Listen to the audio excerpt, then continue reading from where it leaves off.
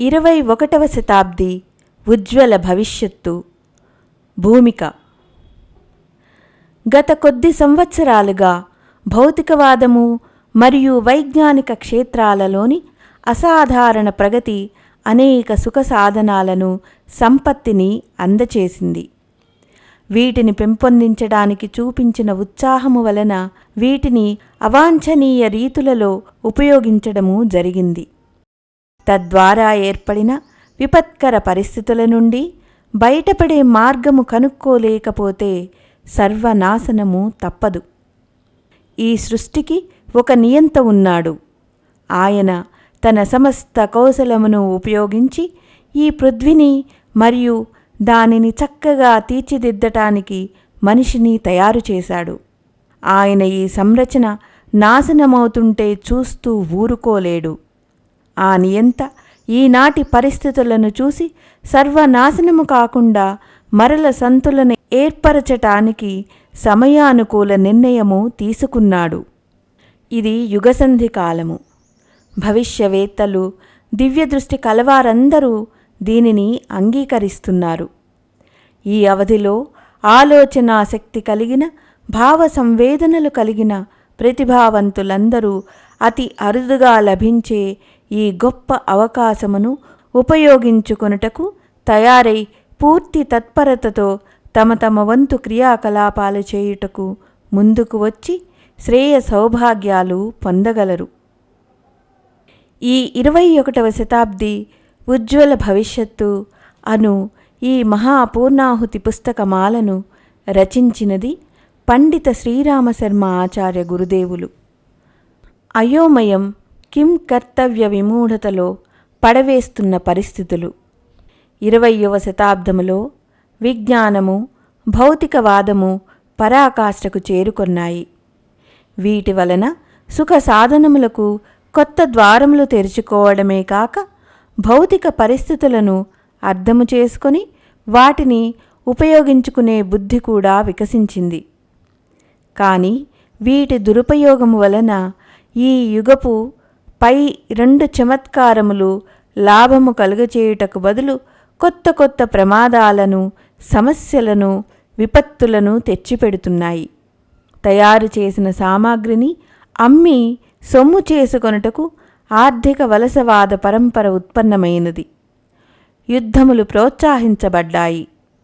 ఎందువల్లనంటే ఎక్కువగా తయారైన ఉత్పాదనలు అందులో ఖర్చవుతాయి కదా. పెద్ద పెద్ద పరిశ్రమలు నిర్మించబడ్డాయి. అందువల్ల కుటీర పరిశ్రమలపై ఆధారపడి జీవించేవారు నష్టపోయారు. పని లభించక నేడు అనేక మంది అతి పెద్ద సంఖ్యలో నిరుద్యోగులుగా ఉన్నారు. పరిస్థితులు రోజు రోజుకి దారిద్ర్య రేఖ కంటే క్రిందకి దిగజారుతున్నాయి. కొంతమంది వద్ద ధనము పోగుపడుతున్నది. వాహనములు, కర్మాగారాల వలన నిరంతరము వెదజల్లబడే విషవాయువులు వాయుమండలమును విషపూరితం చేస్తున్నాయి. వాటిలో ఉపయోగించబడే ఖనిజాలు, ఇంధనాలు ఎంత వేగంగా మండించబడుతున్నాయంటే ప్రపంచములోని ఖనిజ భాండారము ఇంకొక 100 సంవత్సరాల వరకు ఉంటుందా ఉండదా అనే అనుమానాలు వ్యక్తమవుతున్నాయి. ధాతు రసాయనిక సంపదలు పృథ్వీ నుండి తవ్వి వెలుకతీయుట వలన ఆ సంపదల కొరత ఏర్పడుతోంది. దీనివలన పృథ్వీ యొక్క ఒక మహత్వపూర్ణ సామర్థ్యము తగ్గి పృథ్వీ యొక్క ఉత్పాదనలపై ఆధారపడే అనేక ప్రాణులపై దుష్ప్రభావము పడుతున్నది. పెరుగుతున్న పట్టణాల, కర్మాగారాల యొక్క వ్యర్థ పదార్థములు జలాశయాలలో కలవడం వలన ఆ నీరు తాగటానికి ఉపయోగపడటం లేదు. గాలి పీల్చుకుంటున్నప్పుడు, నీరు తాగుతున్నప్పుడు శరీరములోకి మంద విషయములు ప్రవేశిస్తున్నాయేమో అనే భయము నిరంతరము ఉంటుంది. పరిశ్రమలు, వాహనాల ద్వారా విడుదల అవుతున్న ప్రదూషణం, గ్రీన్ హౌస్ ఎఫెక్ట్ వలన అంతరిక్షంలో ఉష్ణోగ్రత పెరుగుతున్నది. దీనివల్ల మంచు ప్రాంతాలలోని మంచు కరిగి సముద్రమట్టము పెరిగి భయంకర ప్రమాదములొచ్చే పరిస్థితులు ఏర్పడుతున్నాయి. వాతావరణంలోని విషపూరిత వాయువుల వలన బ్రహ్మాండ కిరణముల నుండి పృథ్వీని కవచము వలె రక్షించే ఓజోన్ పొర చిరిగిపోతున్నది. ఇదే క్రమము కొనసాగితే ఏ సూర్యకిరణముల వలన పృథ్వీ మీద జీవన వికాస క్రమము అభివృద్ధి చెందిందో ఆ సూర్యకిరణములే రక్షణ పొర లేకపోవడం వలన అత్యధికముగా పృథ్వీ మీద చేరి వినాశనమును కూడా సంభవించవచ్చు. కొత్తగా అణుశక్తి వృద్ధి చెందడం వలన ప్రమాదకరమైన వికిరణములు వాతావరణంలో వ్యాపించుటయేగాక తద్వారా ఏర్పడిన బూడిదను ఎక్కడ విసర్జించాలి అనే ప్రశ్న ఉత్పన్నమవుతున్నది. ఎందువల్లనంటే ఇది ఎక్కడుంటే అక్కడ ప్రమాదకర పరిస్థితులు ఏర్పరుస్తుంది. చాప్టర్ 2. ఖచ్చితంగా పరిస్థితులు విస్ఫోటకరమైనవే. వైజ్ఞానిక సమృద్ధి, దాని దురుపయోగం యొక్క కథ ఇది. ఇందులో సుఖప్రదమైన అంశములు తక్కువగాను, దుఃఖప్రదమైన అంశములు ఎక్కువగాను ఉన్నాయి. ఈ క్రమము ఇంకా కొనసాగుతూనే ఉన్నది. నిజము చెప్పాలంటే రోజు రోజుకు ఎక్కువగా విస్తరిస్తున్నది. ఇప్పటి వరకు జరిగిన నష్టములను, తద్వారా ఏర్పడిన సమస్యలను ఎలా సవరించుకోవాలో తెలియడం లేదు. రాబోయే రోజులలో ఇవి ఇంకా చాలా ఎక్కువ వృద్ధి చెందినప్పుడు ఎటువంటి దుర్గతి ఏర్పడుతుందో కదా. కొలది కాలంలో అభివృద్ధి చెందిన ఈ వైజ్ఞానిక దురుపయోగము వలన ఏర్పడిన పరిస్థితులను చూస్తే రాబోయే రోజులలో చాలా సహజంగానే ఇంకా వైజ్ఞానిక అభివృద్ధి వలన కలిగే అనర్థములను గురించి అంచనా వేయవచ్చును. వైజ్ఞానిక ఆలోచన సరళి ప్రత్యక్షవాదము మీద ఆధారపడి ఉంటుంది. ఇది తత్వదర్శనమును కూడా ప్రభావితము చేసింది. దీన్ని బట్టి భౌతికంగా ప్రత్యక్షంగా ఉన్నదానికే విలువ ఇవ్వబడుతున్నది. ప్రత్యక్షముగా పొందే లాభానికే ప్రాముఖ్యము ఇవ్వబడుతున్నది. పరోక్షము యొక్క అంకుశమును స్వీకరించినప్పుడు ఈశ్వరుడు, ధర్మము మరియు దానితో పాటు కలిసి ఉండే సంయమ, సదాచార, పుణ్య పరమార్థములకు విలువ ఉండదు. పాటించవలసిన వాటిని మరియు పాటించకూడని వాటిని అంధవిశ్వాసములు అని చెప్పి వాటిని వదిలివేయమని ఎందుకు నొక్కి చెప్పారంటే ఇవి వ్యక్తి యొక్క స్వసుఖానికి అడ్డు తగులుతాయి కనుక. పూర్తిగా అనుభవించాలి అనే సిద్ధాంతము ఏమి చెబుతుందంటే ఎంత ఎక్కువ లాభము పొందగలిగితే అంత పొందటానికి ప్రయత్నించాలి. దీనికి ఏ ఆదర్శములను, సిద్ధాంతములను అడ్డు రానివ్వకూడదు. సంపూర్ణ సుఖము అనుభవించడానికి వీలైనంత ఎక్కువ లాభము పొందటానికి ఏ ఆదర్శాలను, సిద్ధాంతాలను పాటించవలసిన అవసరము లేదు అనేదే ఈ ప్రత్యక్షవాదము యొక్క సిద్ధాంతము. ఈ ఆలోచన సరళియే పశుపక్షుల వధను ఒక సహజమైన ప్రక్రియగా ప్రోత్సహిస్తున్నది.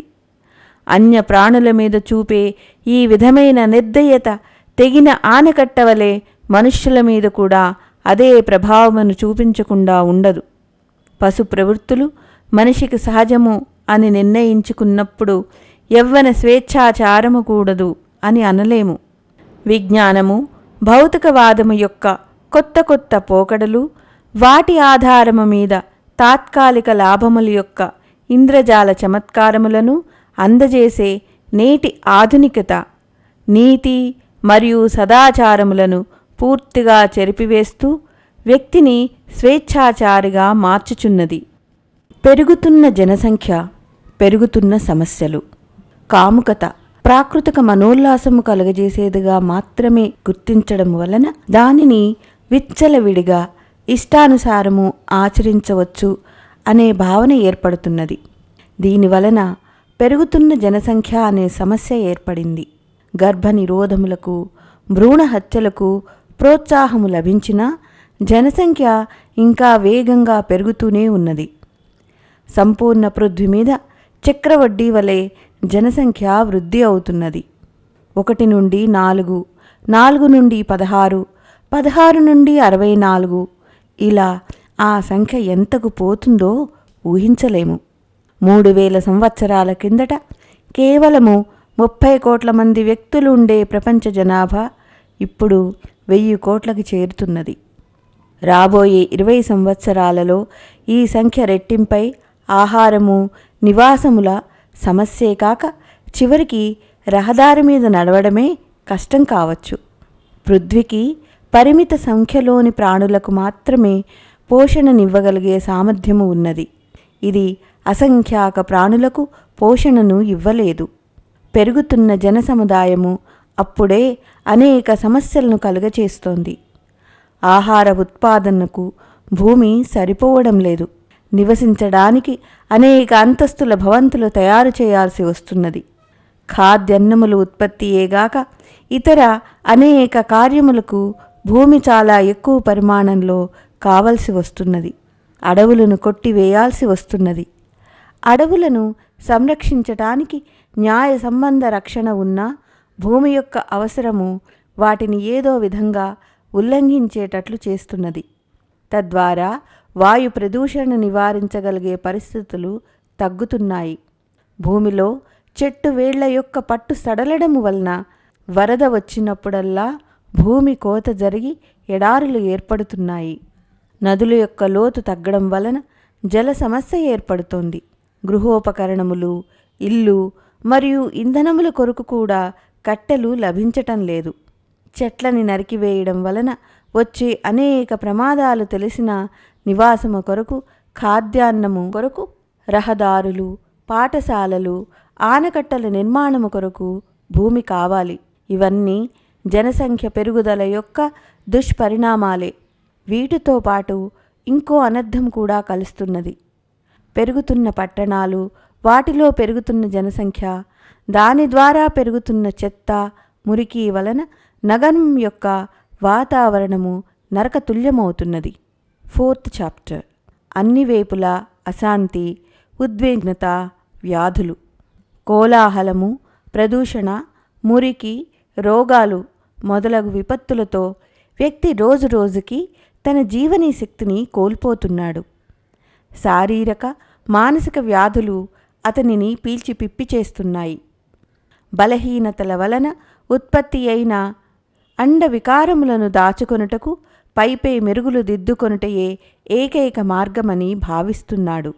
శారీరక, మానసిక వికృతులను దాచుకొనుటకు పెరుగుతున్న శృంగార సాధనాల యొక్క తుఫాను మనిషిని విలాసవంతునిగాను, బద్ధకస్తునిగాను, అపవ్యయము చేసేవాడిగాను, అహంకారిగాను మార్చి ఒక వినూత్న సమస్యను సృష్టిస్తున్నది. పైపై మెరుగుల ఆవరణములను తొలగించి చూడగలిగితే ఇన్ని శతాబ్దములలో మనిషి పొందిన దానికంటే చాలా ఎక్కువ పోగొట్టుకున్నాడు అని తెలుస్తున్నది. సౌకర్యాలు నిస్సందేహంగా పెరిగాయి, పెరుగుతున్నాయి. కానీ వీటికి బదులుగా జీవనీ శక్తి నుంచి వినమ్రత, సజ్జనత మొదలగు మానవీయ విలువల వరకు అన్నీ అపహరణకు గురై క్షీణిస్తున్నాయి. నేడు మానవుడు ఒక శ్మశాన స్తబ్దత మధ్య భయపడుతూ, ఇతరులను భయపడుతూ ప్రేత పిశాచాల వలె జీవిస్తున్నాడు. ఈనాడు ప్రతి ఒక్కరూ సమృద్ధిని పెంచుకోవడానికి వ్యాకుల పడుతున్నారు. కానీ దాని కొరకు యోగ్యత, ప్రామాణికత, పురుషార్థపరాయణత అవసరమవుతాయి. అయితే అవి లేకుండా ఉత్తినే ఇంటి దగ్గర కూర్చుని తొందరగా ఏవేవో పొందాలని అనుకుంటారు. అటువంటప్పుడు అనాచారం తప్ప ఇంకొక మార్గమే కనిపించదు. ఈ రోజుల్లో ప్రగతి పేరు మీద ధనవంతులవ్వాలనే కోరిక ఆకాశాన్ని అంటుతోంది. దీని పరిణామముగా తృష్ణ కూడా ఆకాశాన్నే అంటుతోంది. ఇటువంటి మానసిక స్థితి యొక్క పరిణితి ఒక్కటే. మనిషి అనేకానేక దుర్గుణాల ఉచ్చులో చిక్కుకుంటున్నాడు. పరస్పర విశ్వాస, స్నేహ, సద్భావములు పోగొట్టుకోవడం వలన వ్యక్తి నవ్వుతూ, నవ్విస్తూ సద్భావన, సహకారములతో కూడిన జీవితమును జీవించగలడు అనేది సందేహాస్పదమే. నేటి పరిస్థితులను 2 రకాలుగా అర్థం చేసుకోవచ్చు. అస్తవ్యస్తత మరియు దిశారహిత పరిస్థితుల నుండి బయటపడి ప్రగతిశీల సాధనా సామాగ్రి మీద పట్టు అధికంగా సంపాదించుకున్నాడు. లేదా లభించిన సాధనా సామాగ్రుల పేరు మీద వృద్ధి చెందిన అతి ఉత్సాహము అహంకారముగా మారి జీవితము యొక్క శాశ్వత విలువలను తిరస్కరించింది. రెండింటిలో ఏది కారణమైనా అది చింతాజనకమే. చాప్టర్ 5 వాస్తవికత, దానిని అధిగమించడం ఎలా. సమస్త విశ్వములోని సగం మంది ప్రతిభాశీలురు యుద్ధం కొరకు అవసరమయ్యే అనేక పనులలో ఏదో రకంగా నిమగ్నమై ఉన్నారు. పెట్టుబడులు మరియు పెద్ద పెద్ద భవనములు ఈ ప్రయోజనం కోసమే ఉపయోగించబడుతున్నాయి. పెద్దల ఆలోచన మరియు వారి సామర్థ్యములు దీని గురించి రకరకాలుగా ఆలోచించడంలోనే నియోగించబడుతున్నాయి. ఈ విధమైన సంపూర్ణ తంత్రము యొక్క ఉపయోగము యుద్ధము కొరకే వినియోగించబడితే పరమాణు ఆయుధాలు పృథ్వీ యొక్క మహావినాశమునకు ఖచ్చితంగా కారణమవుతాయి. అప్పుడు పృథ్వీ మీద జీవనం అనేదే మిగలదు. ఒకవేళ యుద్ధము జరగకపోతే ఇంకొక ప్రమాదము పొంచి ఉంటుంది. అదేమిటంటే తయారు చేసిన యుద్ధ సామాగ్రిని ఏమి చేయాలి? ఆ ప్రయోజనం కొరకు ఉపయోగించబడిన జనశక్తి, ధనశక్తి మరియు సాధనా శక్తిని ఒక కొత్త విధానమును అవలంబించి ఈనాడు అసంభవమనిపించే నూతన దిశ ఇవ్వడము కొరకు ఏమి చెయ్యాలి? నేటి పరిస్థితుల్లో అన్నింటికంటే భయంకరమైనది వక్రబుద్ధి, సంకీర్ణ స్వార్థ చింతనతో నిండిన మనస్సు, బద్ధకముతో కూడిన విలాసవంతమైన అనాచారాల స్వభావము. బయటకు దేవతల సాధువులా ముసుగు వేసుకుని తిరుగుతున్నప్పటికీ మనిషి ప్రేత పిశాచ స్థాయికి దిగజారాడు. నేటి జన సముదాయము శారీరక దృష్టితో చూస్తే రోగగ్రస్తమై లేమితో కూడిన అసహనము, బాధతో, ఆవేదనతో నిండి ఉన్నది. వీటిని ఎలా నివారించగలము? ఇలాంటి పరిస్థితులు ఉన్నప్పుడు రాబోయే రోజుల్లో ఏమి చేయగలం? ఆలోచించగలిగే ప్రతి వ్యక్తి ఈ ఆలోచనలతో కిం కర్తవ్య విమూఢుడు అవడము సామాన్యమే. భవిష్యత్తులో ఏమి జరుగుతుందో ఊహించలేకుండా ఉన్నాము. చాప్టర్ 6 సదుపయోగం చేయగలిగితే పరివర్తన సంభవమే. మానవుడు అనంత శక్తుల యొక్క భాండారము. వాటిలో అతి స్వల్పమైన అంశము శరీరావసరములకు వినియోగించబడుతుంది. మిగిలిన శక్తి ప్రసుప్త మూర్ధి స్థితిలోనే ఉంటుంది. ఉపయోగించుకొనకపోతే పదునైన పరికరములు కూడా తుప్పుపడతాయి. ప్రతిభ యొక్క అంగ ప్రత్యంగములను ఉపయోగించుకొనకపోతే మనిషి కూడా గానుగెద్దువలే ఏదో విధంగా బ్రతుకును వెళ్లదీస్తాడు. కానీ ఎప్పుడైతే అతనిలోని ఉత్సాహము పెళ్ళుబుగుతుందో అప్పుడు తత్పరత, లక్ష్యశుద్ధి, స్ఫూర్తి, లోతులలోకి దిగగలిగే సామర్థ్యము, సంపాదించాలనే కోరిక తమ చమత్కారములను చూపించగలుగుతాయి. దానితో ఎక్కడో ఉన్న వ్యక్తి ఎక్కడికో చేరుకోగలుగుతాడు. సాధారణ పరిస్థితుల్లో కూడా ఇటువంటి వ్యక్తి ఇతరులను ఆశ్చర్యచకితులను చేసే పనులు చేయగలుగుతాడు. గత 3 శతాబ్దముల కాలము భౌతిక ప్రయోజనములకే పరిమితమైనను దానిని ఆత్మజాగృతి కాలము అనాలి. శక్తిని ఎక్కడ ప్రయోగించినా అది తన పనిని చేస్తుంది, చేసింది కూడా. భౌతిక ప్రగతి దిశలోనే దాన్ని ఉపయోగించినప్పుడు ఆ దిశలోనే అనేక అన్వేషణలు జరిగి ప్రత్యక్షవాదము యొక్క పాత మూసలోనే బుద్ధివాదమునకు కొత్త రూపమును తయారు చేసింది. కొత్త స్ఫూర్తితో నూతనత్వము ఆవిర్భవించినప్పుడు దాని పరిణామాలు కూడా అసాధారణంగా ఉంటాయి. ప్రగతి పేరు మీద విస్తృతి చెందిన కొత్త రూపము సంతరించుకున్న భౌతికవాదము మరియు ప్రత్యక్షవాదము ప్రపంచములోని వ్యక్తిని ప్రభావితము చేశాయి. వైజ్ఞానిక ఆవిష్కారములు అనేక సుఖసాధనలను పెంచాయి. తెలివితేటల పేరు మీద ఎంత ఎక్కువ విషయాల గురించి జ్ఞానము సమకూర్చుకున్నారంటే అది ఎవరినైనా అహంకారిగా మార్చవచ్చు. అలా జరిగింది కూడా. విభిన్న విషయాలను గూర్చి రకరకాల జ్ఞానము సంపాదించుకొనుట అభినందనీయమైన కార్యమే. ఎవరు దీని కొరకు ఉత్సాహము, పురుషార్థము చూపించారో ప్రగతిశీలురు అనే కీర్తి కూడా వారికి లభించింది. 7th chapter సదుపయోగము దురుపయోగము. విషయము ఇక్కడితో ఆగదు. ఇంతకంటే పెద్ద రూపాన్ని ధరించి మన ముందుకు వస్తుంది. అదేమిటంటే శక్తి యొక్క సదుపయోగ దురుపయోగములలో ఏదో ఒకటి ఎన్నుకొనుట. స్వార్థము, ముందు చూపు లేకపోవట అనే వాటి సమన్వయము ఎప్పుడు జరుగుతుందో అప్పుడు ఎంత ఎక్కువ సంభవమైతే అంత కూడబెట్టుకొని ఎంత ఎక్కువ ఇంద్రియ సుఖాలు పొందగలమో అంత పొందాలి అనే ఒకే లక్ష్యము ఉంటుంది. తొందరపాటు కలవారు, చిన్న పిల్లల మనస్తత్వము కలవారు ఇదే చేస్తారు. వీరు పొందిన సాధనా సామాగ్రిని సహనముతో సమయము వెచ్చించి సత్ప్రయోజనముల కొరకు ఉపయోగించే స్థితిలో ఉండరు. బంగారు గుడ్డు ఇచ్చే బాతుల యొక్క పొట్ట చీల్చి అన్ని గుడ్లను ఒకే రోజు పొందాలనుకునే తొందరపాటు స్వభావము గల వ్యక్తి చేసిన ప్రయత్నాలు వీరు చేస్తారు.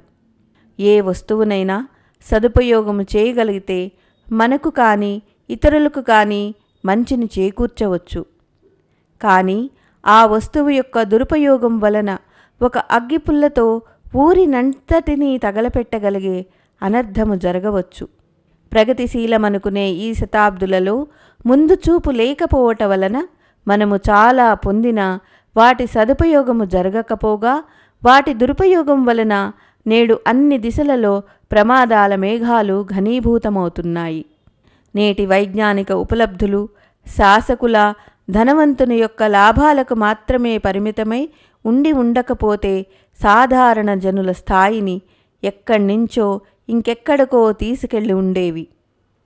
ఎప్పుడైతే యంత్రాలు మనిషి యొక్క క్రియాకలాపాలలో సహాయపడటం మొదలుపెట్టాయో వాటిని ఇంకా చిన్న పరిమాణములలో తయారు చేసి తక్కువ ధరకు అందిస్తున్నారు.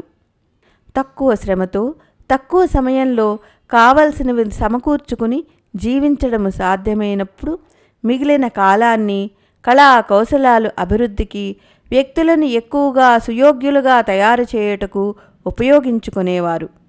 దీనివలన అన్ని చోట్ల ఆనందదాయకమైన వాతావరణము ఏర్పడేది. పని లేకుండా ఎవ్వరూ ఉండేవారు కాదు. అంతేకాక ఎవ్వరికీ వ్యక్తిత్వ వికాసానికి మరియు సమాజం యొక్క సర్వతోభివృద్ధికి సహాయపడటానికి సమయము లభించటలేదు అనే మాట వినిపించేది కాదు. దురుపయోగము దురుపయోగమే కదా. దీనివలన అమృతం కూడా విషంగా మారుతోంది. చాప్టర్ 8 సునియోజనం యొక్క సవ్యమైన పరిణితి.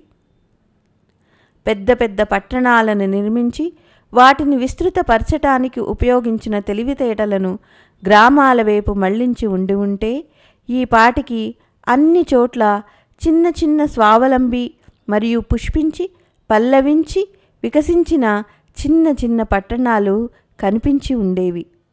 పెద్ద పట్టణాలలోని గందరగోళము, విషయుక్త వాతావరణము మరియు అనేక రకాల వికృతులను భరించాల్సిన అవసరము వచ్చి ఉండేది కాదు. మరియు చిన్న గ్రామాల నుండి పెద్ద పట్టణాల వరకు ప్రతిభ వలసి వెళ్ళిపోవటం వలన అది ఈనాటి దయనీయమైన స్థితిలో ఉండవలసిన అవసరము వచ్చేది కాదు. వ్యక్తిగత లేక సార్వజనీన క్షేత్రాలలో జరిగే యుద్ధాలను ఒకే విధముగా తప్పు అని ప్రకటించి ఉండేవారు. చిన్న చిన్న పంచాయతీలలాగా అంతర్రాష్ట్రీయ పంచాయతీలు కూడా వివాదములన్నింటినీ పరిష్కరిస్తూ ఉండేవి. ఆయుధాలు స్వల్ప పరిమాణములో రక్షక భటుల దగ్గర లేక అంతర్రాష్ట్రీయ పంచాయతీల వద్దనే ఉండేవి. అప్పుడు యుద్ధ సామాగ్రి తయారు చేయుటకు వినియోగించబడుతున్న నేటి విశాల ధనశక్తి మరియు జనశక్తి ఆ దిశలో ఉపయోగించాల్సిన అవసరము ఉండేది కాదు. అదే జనశక్తి మరియు ధనశక్తిని శిక్షా సంవర్ధన, పరిశ్రమల నిర్వహణ, చెట్లు నాటుట మొదలగు అనేక ఉపయోగకరమైన పనులకు వినియోగించినట్లయితే యుద్ధాల కొరకు ఉపయోగించబడుతున్న ఈ శక్తి సృజన కార్యాలకు ఉపయోగపడి ఒక అద్భుత అసాధారణ ఫలితము పొందగలిగి ఉండేవారము.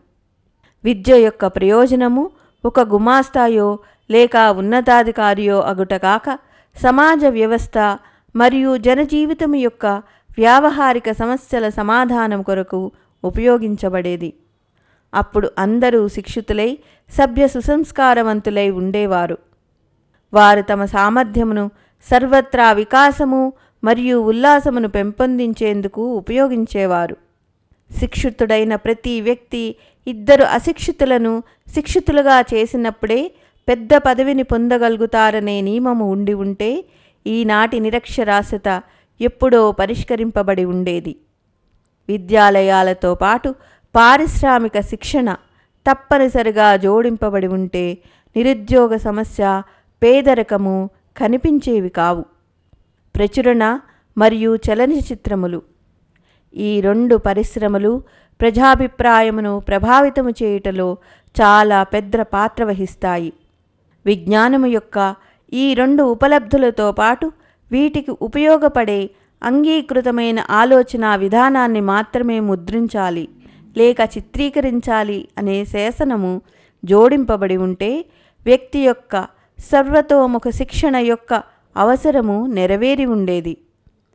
జనసాధారణమునకు విషయ పరిజ్ఞానము ఉండి సుసంస్కారవంతులుగా తయారు చేయుటలో సఫలత లభించి ఉండేది.